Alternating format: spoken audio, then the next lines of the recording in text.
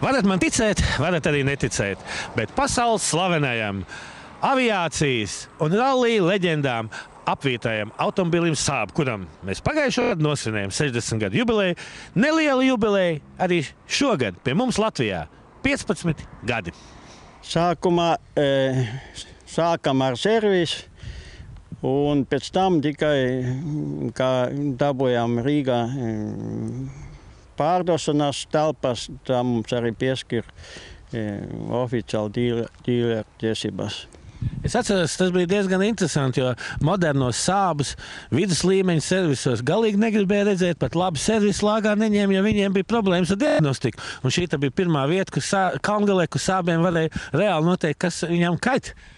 Nu, tas bija vienīgais trūkums, kā ne katrā servisa bija kompjuters. Mums no rūpnīca jau bija kompjuters, viss, tā kā mēs bijām oficiāli tīleri, tā arī mums bija visi instrumenti, viss kā nākas.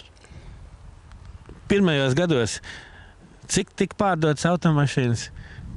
Oi, neatceros vairāk, tas netiks. Man liekas, ka vai nebija tā, ka pirmajā gadā bija kāds 6 auto tikai? Nē, otrā gadā es zinu, ka bija 60. Eimā, mēs varam teikt, ka Saabs Latvijā ir populāra mašīna? Nu, skatieties, ar ko salīdzināt. Manuprāt, jā. Tomēr jūs redzat, ka pa ielam ripo ļoti daudz Saab. Seviski 9000, 900, vēl veci 900 vēl ripo. Nerunājot pa 95, pa 93. Šo 15 gadu laikā uzņēmums ir izveidojies par stipru un pieredzes bagātu autodīleru Latvijā. Jau gadu mūsu uzņēmums strādā ar Viking Motors nosaukumu, un Viking Motors filiāles atrodas gan Igaunijā, gan Latvijā, gan Lietuvā. Mēs bez Saab pieredzes kopā ar Viking Motors nosaukumu esam ieguvuši tiesības pārstāvēt amerikāņu luksus simbolus šeit Latvijā, un tas ir Corvette, Hammers un Cadillacs.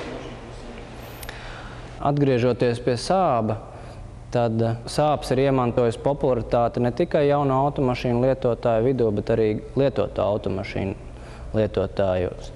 Un, ja 90. gadus beigās ļoti populārs modelis bija Saab 9000, tad pašlaik populārākais modelis ir Saab 95.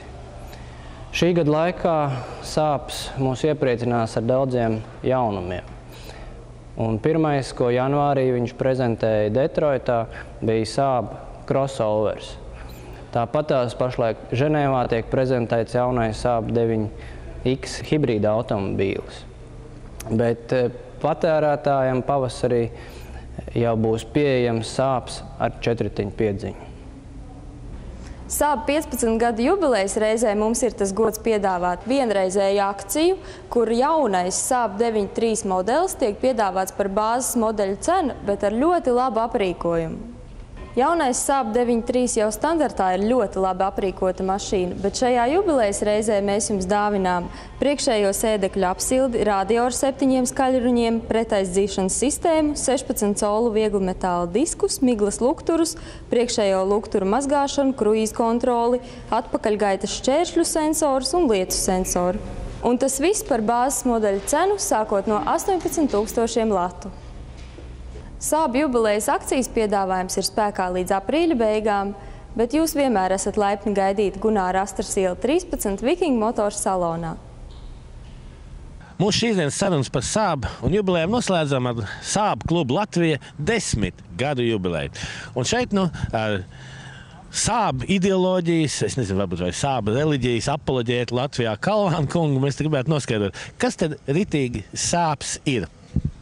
Nu, īsti reliģiska organizācija tā noteikti nav. Tā ir, teiksim, Saab klubs ir vieta, kur sapulcējas aktīvi cilvēki ar individuālu dzīves uztveri, kuriem Saab markas automobīls ir nonācis viņa redzes lokā kā droši izturīgs, kā stipri individuāla automarka.